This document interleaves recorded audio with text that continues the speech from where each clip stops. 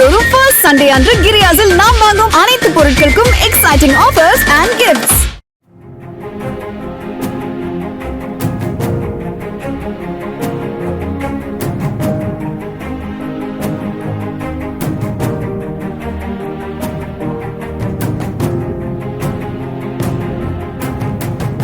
திருவண்ணாமலை மாநகராட்சிக்குட்பட்ட நாவக்கரை பகுதியில் மாவட்ட எஸ்பி உதயகுமார் தலைமையில் 100க்கும் மேற்பட்ட போலீசார் சோதனையில் ஈடுபட்டனர்.